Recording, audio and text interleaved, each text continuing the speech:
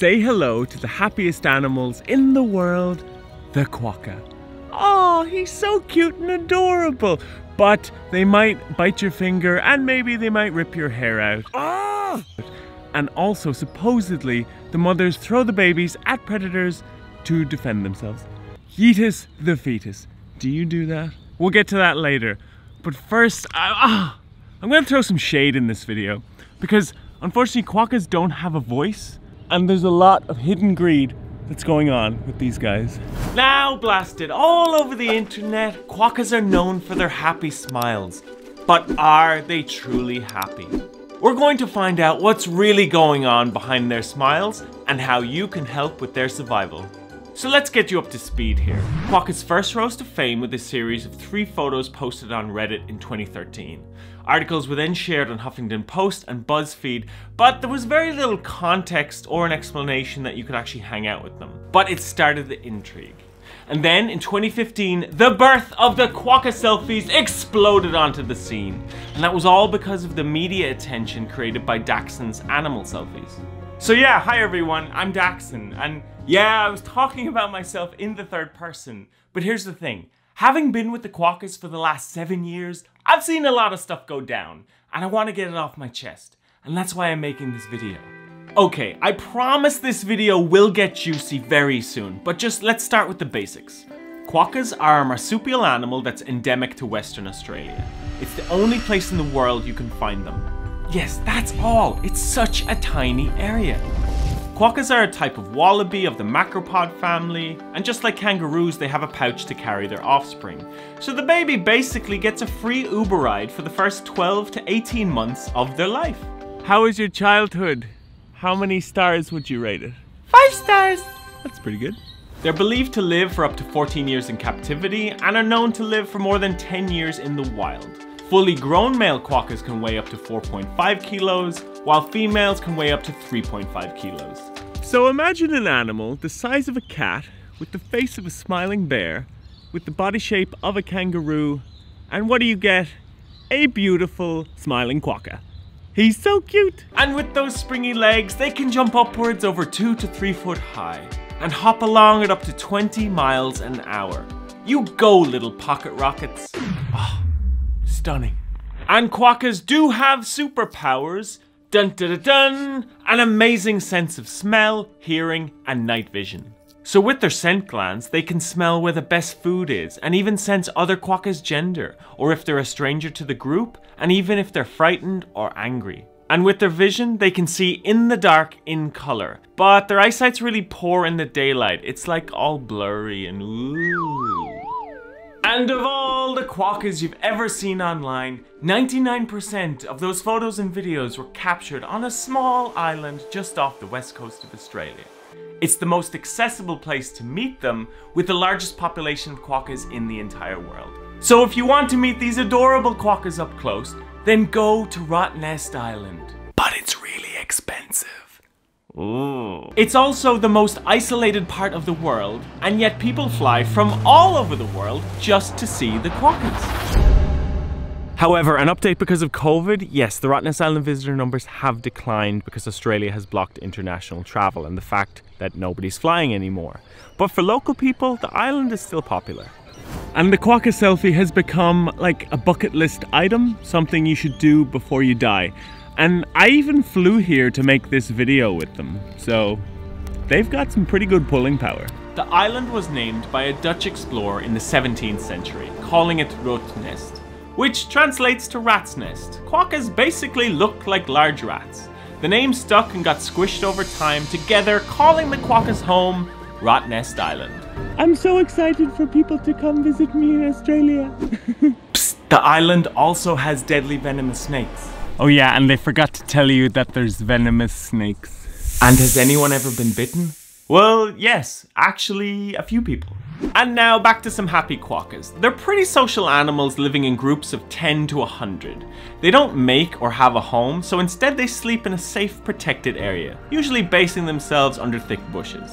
They like to live around swampy territories that receive about 1,000 milliliters of rainfall annually. And because of that rather particular taste in territory, climate change is seriously threatening their population.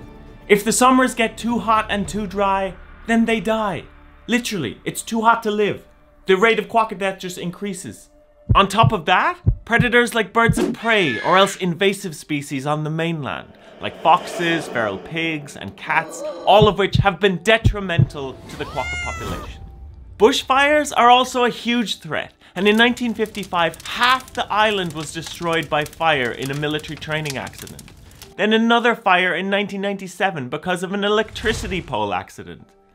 All this ground was burnt as far as the eye can see, and the craziest of all, this is tiny in comparison to what's happening with the mainland quokka population. It's far worse.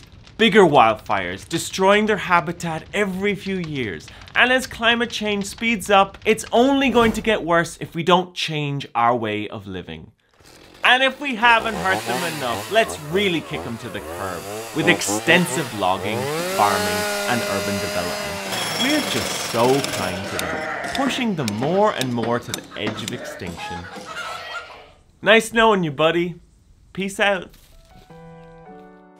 The advantage of Rottnest Island is the fact that it's an island with no predators to attack them, and around 12,000 quokkas live there. But in this case, it's actually us humans that have become the predators. We are causing their deaths. We're either scaring them, we're either intentionally feeding them junk food and then they get sick and have skin disease, or else they get into bicycle and car accidents. And some people are even intentionally setting them on fire and throwing them into the sea. People, cop on and grow some common sense. How could you hurt such a beautiful animal? And it's also a $50,000 fine or 5 years in prison if you're caught hurting a quokka. And there's talks of raising it to 300,000. But why does this even have to exist? People, why are you hurting them? So we see these quokkas with smiles, the cuteness, and we smile right back at them. Look at that, just warm fuzzy feelings of joy, you know, to help you get through the day. And in return, like, what have we as humans ever done for quokkas? Okay, this is where the video gets a little bit juicy. So until Instagram came around, quokkas were unheard of and never used as a reason to go to Rottnest Island. But that has done a complete 180. Quokkas were always here, but people didn't know you could really hang out with them. Until I accidentally started the animal selfie trend. The man in the photo that you see, that's Alan Dixon. Who sent the internet into a frenzy. Rewind to 2013 when Alan Dixon's Quokka selfie went viral. I had a collection of animal selfies featured by thousands of media companies all over the world, with the Quokka selfie being the iconic cover image. Even on Japanese TV. Yes, Japan.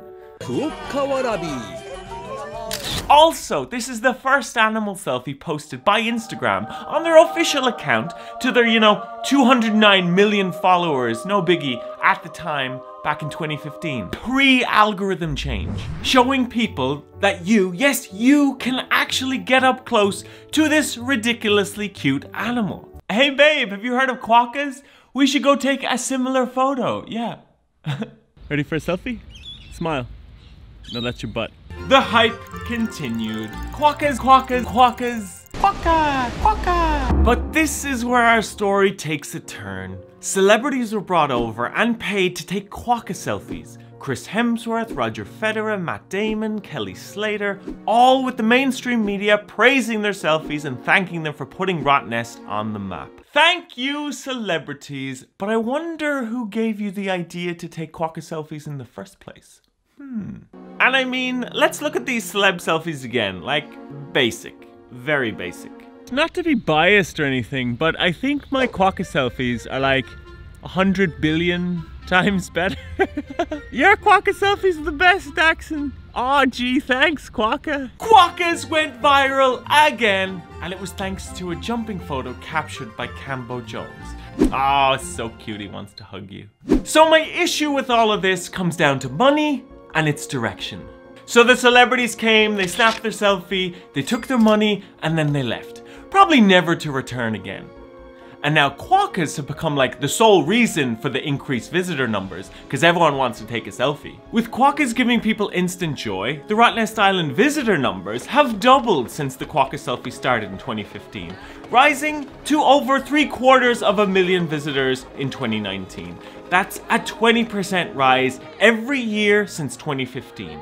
Now, if you look at all the private business activity around Quokkas and approximately add the profit generated from 2015 to 2020, some public figures do the maths, it comes in at well over 100 million Australian dollars, and it's probably way more. And can you guess how much private money was given back to charity to directly help the Quokkas? You know, as a thank you? $1.7 million. That's barely 2%. That's a really bad deal in exchange for a Quokka smile. Those Quokkas have some serious pulling power. But 2%? That's all the private money that was given to the Rottnest Island Foundation. And they're the main non-for-profit working on the island to help conserve wildlife and the environment. I think we as humans can do far better than that. So here is the best thing you can do to directly help Quokkas from anywhere in the world right now. Okay, grab your phone. Here's one here. Type in rottnestfoundation.org.au. Click to become a member, fill out your details, select your choice of yearly membership, pay the fee, become a member, and you will be supporting the survival of Quokkas. And if you're a business, you can become a corporate sponsor. And I know there's a lot of businesses like, become a corporate sponsor. And guys, I'm not getting paid anything to say this. I just genuinely believe that the foundation, they're doing some awesome work to help Quokkas, and we should be supporting that. Your membership includes your invite to go volunteer on Rottnest Island and help them with tree planting on the event days, regenerating Quokka habitat. So, are there currently any businesses that are supporting Quokkas? Well, if these guys can do it, anyone can. One company that has nothing really to do with Quokkas, but it's more so ingrained in the Australian culture. BHP Billiton, a mining company, gave over $500,000 to the Rottnest Foundation to help build a sustainable walking trail on Rottnest Island. And with it, support volunteers to help plant 7,000 seedlings to revegetate the land. So you know, at least some big companies are giving back. More of this, please. The Quokkas thank you. So was it the Quokka selfies that really brought more tourists to the island? Quokka! Was the reason you came here because of the Quokkas or because of just the island? Because of the Quokkas. For the Quokkas? Yeah, to see Quokkas. To see Quokka? We heard about Rottnest Island from your blog. But I think it was mostly the Quokkas, and the island was kind of like a nice secondary. To see Quokka. Even the managing authority of the island said it themselves. Quokka selfie craze boosts Rotto visitor numbers to record! And this was before the celebrity selfie stuff even happened. So, thanks for the zero recognition, guys, and I'm still waiting for my thank you card. But unfortunately, it turns out that if you combine the power of Quokka smiles with Instagram, it leads to a huge growth in tourists. And with that growth, in comes good old capitalism. A new ferry service, a big hotel extension, a complete new accommodation development. All of this rapid infrastructure has basically ripped up the homes and destroyed the Quokkas' habitat. All this shrub area here, and in contrast, the land they're after clearing to make way for this development. All of this area used to be shrubland, just like that. That's a prime example. We're after destroying the Quokkas' home. We destroy their habitat, we kick them out. And this is what happens when... Well, that's a bit of a doozy, you know, to burden Quokkas, the very thing that brings tourists to the island. So maybe do two things from now on. Stop taking over their land, and don't bite the hand that feeds you. Now guys, the selfie craze isn't only affecting Quokkas. Since my animal selfie collection went viral back in 2015, the interest in animal selfies has exploded over 300%. And that has shed light on a much bigger problem. Instagram have a warning on all of their wildlife selfie hashtags, because wildlife selfies leads to animal exploitation and abuse. Unfortunately, all over the world, animals are being poached from the wild just to make some money for entertainment.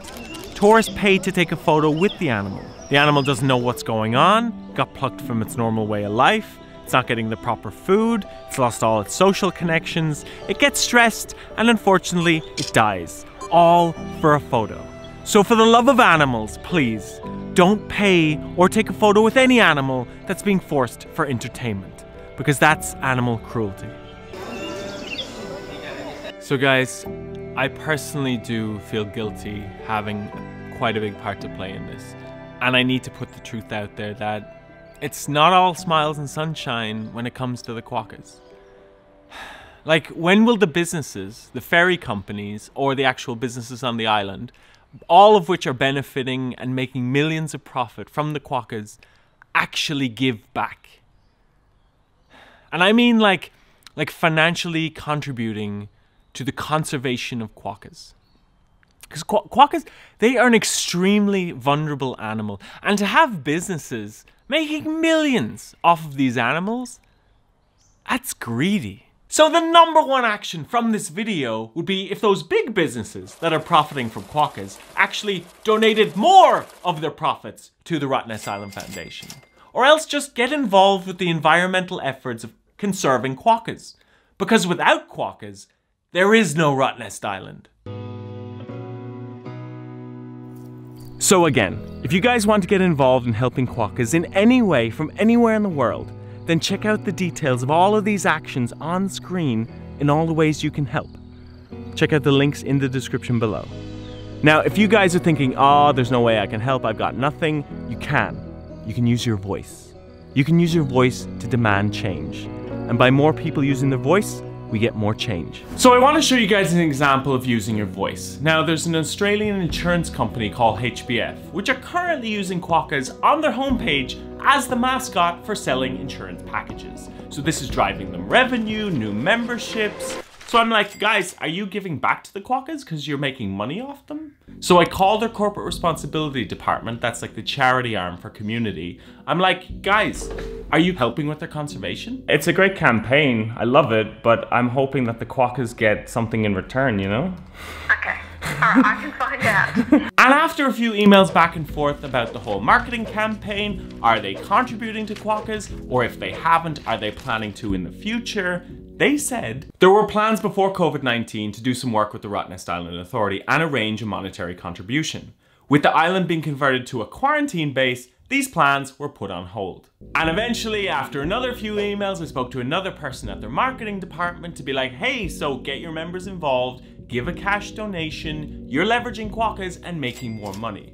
But as of yet, no response because it's the holidays. However, this is to be continued because I will make a follow-up video in the future. But the one thing I want to highlight is that in the email, I linked them an article to a recent Quokka study saying just how much help the Quokkas need because their population on the mainland is being devastated. A 5-year study has found it will take until 2028 for the species to recover. 2028! Their habitat is just being wiped out in front of us, and we have companies that are like, hey, Quokkas, Quokkas, not giving money back to the Quokkas. So HBF, if you're watching, do the right thing. Go give money to the Quokkas to help with their conservation. Maybe even give a portion of the new memberships, because you're making money off the Quokkas, back to the Quokkas.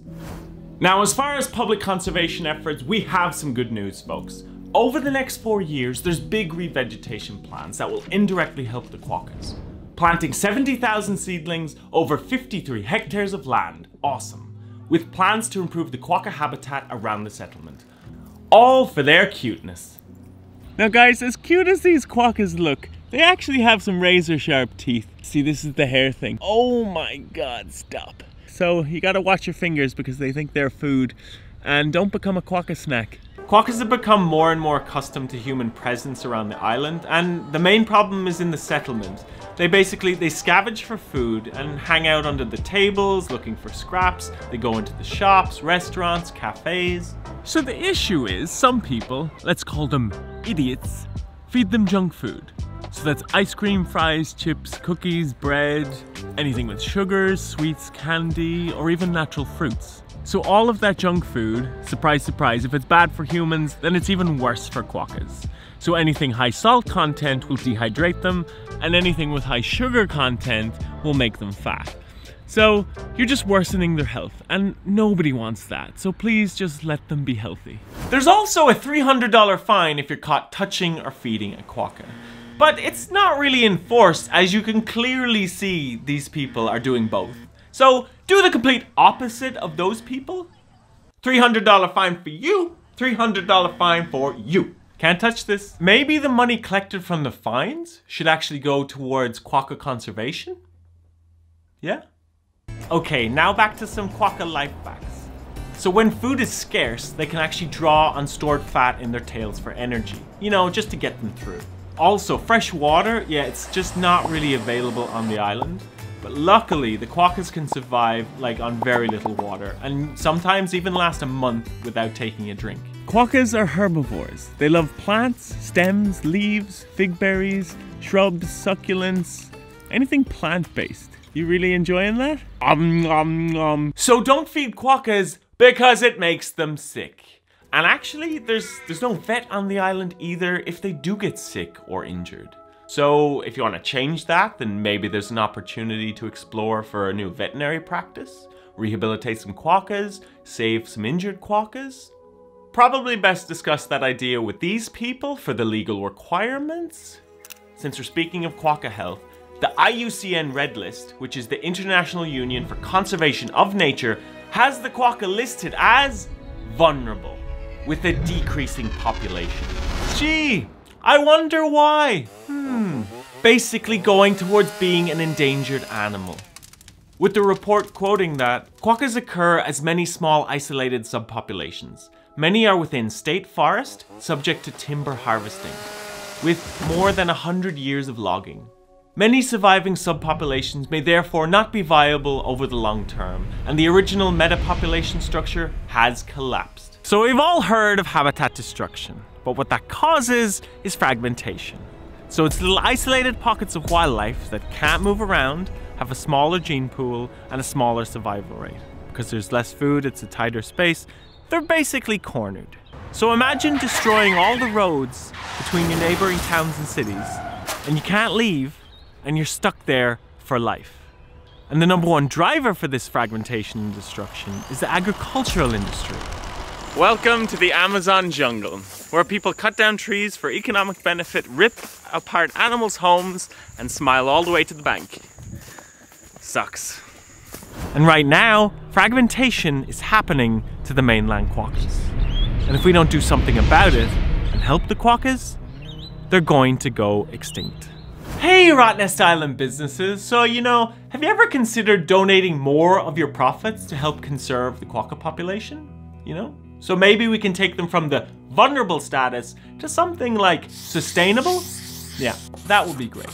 Quokkas are illegal to own as a pet because it's illegal to take an Australian animal from the wild and export them. Plus, most wild exotic pet owners don't really have the time and resources to properly take care of their animals. And I mean like having the right amount of space for their animals to live and roam. And also mental enrichment, so they don't go insane.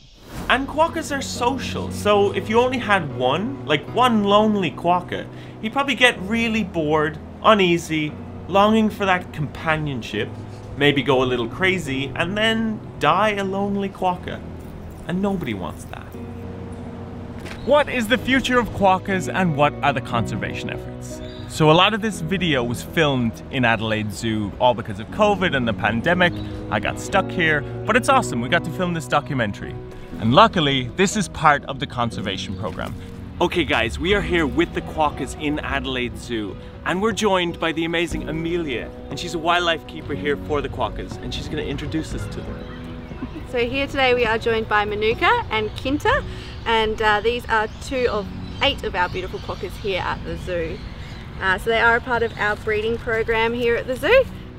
So the goal is to be able to have that security population. So by being able to breed with their parents are from Rottnest, so using those genetics, being able to breed, it means that if worst case happens out in the wild, we're able to put them back on Rottnest or the mainland, wherever is needed. We hope to be able to breed some more individuals, obviously. Some new males and females arriving, then fingers crossed that we'll have some baby quokkas hopping around here soon enough. And then if they're needed in the future, they can be released into the wild. But for now, they're being ambassador animals for us, and a great insurance population as well. So definitely come along and visit them here at the zoo and get to meet them as well. Also throughout Australia, there's about 30 different sanctuaries or zoos that have quokkas, with a population of about 65 quokkas, and hopefully that number rises as well. And as for the rest of the world, Tokyo is currently the only other country where you can see quokkas. But maybe, just because of this video, the quokkas' popularity, their vulnerability status, your demand, you'd be like, hey local zoo sanctuary, you should get quokkas because they're so damn adorable and popular and your visitor numbers will increase. Awesome, it's like a win-win, helps with their conservation, you get to see beautiful animals. And guys, reason being is because recently there was this one thing that's been going on in Australia that has been devastating the wildlife. And you might have heard of it. The bushfires. When the whole Australia bushfires thing happened, I was getting lots of messages being like, Daxon, how are the quokkas? Are they okay? Did they survive? And it's not until you come here, have a walk around and see for yourself that it really hits you. Like, this is horrific. All of this area is owned by animals. Like, they were chilling, living their happy life, and then out of nowhere. Luckily, there was no fire on Rottnest Island. However, that doesn't mean it can happen in the future. And to answer some of your questions, we did an interview with the head of the fire services on Rottnest Island to figure out what's their plans and how prepared they are if a fire does break out on Rottnest Island. Any type of somewhat insurance policy for the quokkas, or are they in any way, like if there is a fire, are they in any way a part of that evacuation, or they're just left to their devices? No, we don't. Well, obviously, we wouldn't just leave them to their devices. As I said, between 12 and 15,000 quokkas on the island would take a lot to wrangle and to try and get them into a situation. So what we look at is the strategies and tactics that we would employ during a large bushfire incident are catered towards looking at where the potential rate of spread of that particular fire is. And if we know it's heading towards a particular area, well, then we can dedicate the resources into ensuring that quokkas are safe in that regard. Quokkas will tend to, like a lot of other animals, they will sense changes in their environment and they will move out of those particular areas. What we do, especially if I'm in charge of the incident, for example, I've got helicopters dropping water. So there is potential, say, that during those operations, quokkas may be affected. So by engaging and having teams ready to mobilise at a moment's notice means that we can look at those key areas and say, right, we want a water drop in this particular area. It might be well ahead of the fire, but it's designed to protect quokka habitats. And if that's the case, we get people over from the mainland. We've got the Department of Biodiversity and Conservation and Attractions, of which Rottnest Island is part of. So we've got wildlife experts that we can get over. We can get people over from the Perth Zoo to be able to help us in that operation. And now back to some adorable quokka cuteness. Quokkas are primarily nocturnal, so they sleep during like the hottest part of the day, under the shade, under dense vegetation, and then wake up around dusk to forage for food, looking for some tasty leaves. But on Rottnest Island, they sometimes stay awake for most of the day, all because of human activity. So be kind to them, and if you're going to take a quokka selfie, please do it correctly. To summarize this all up, let's read the official rules of the quokka selfie together.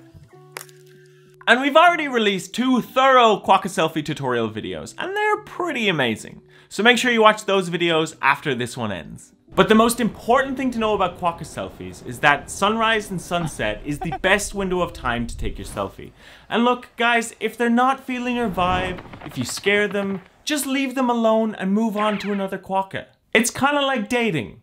Just don't smother them. And for the love of quokkas, please do not wake them up to take a selfie. How would you feel having your dreams interrupted? Like it's 3 hours after sunrise?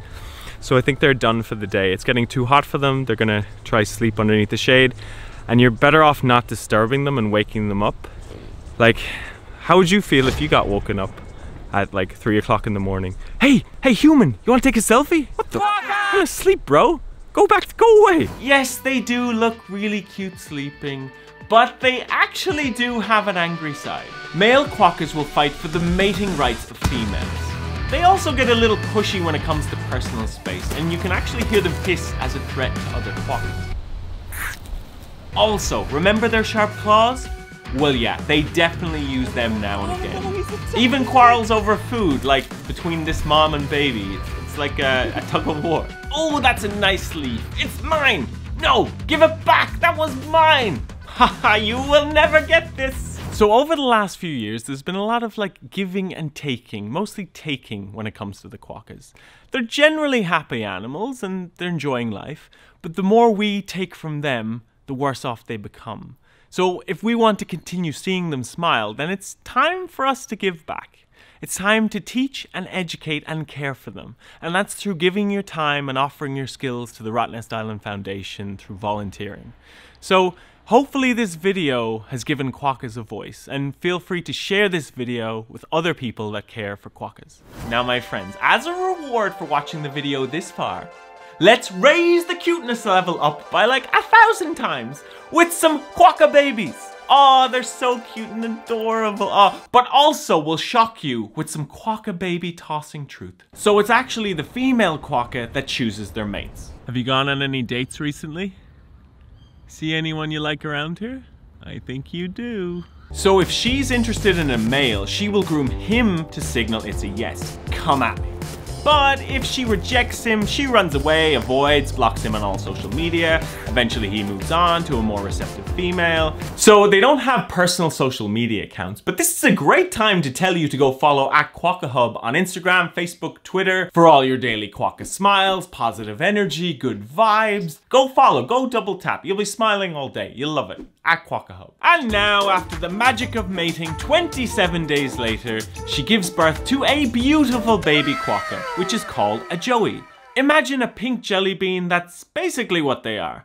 Joeys are tiny, pink, hairless, blind, underdeveloped, and very vulnerable. So nature gave quokkas an inbuilt nursery to take care of them, their pouch. And from birth, to get into the pouch, it crawls up the mother's stomach fur using its nose to smell its way into the pouch, as mama licked a line of saliva for the baby to follow. Then inside, using its mouth, latches on to the mother's nipple to drink milk so it can grow big and strong. And those visuals that were just shown were of a kangaroo joey as an example.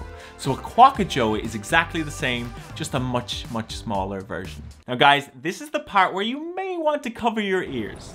So have you ever wondered, where does the baby go to the toilet while it's still growing and developing in the pouch? Well, luckily, the baby can't just go to the toilet in the pouch whenever he wants, because it needs the help of its mother. Unluckily, mama has to stimulate around the baby's rectum with her tongue, and then it excretes the poo and pee onto her tongue. Disgusting! But it's only like a tiny amount, but still, disgusting. After about 6 months in the pouch, the joey starts poking its head out, emerges, does some stretching, learns to hop, and just figuring out life. But they continue to stay and nurse in the pouch for another 6 months.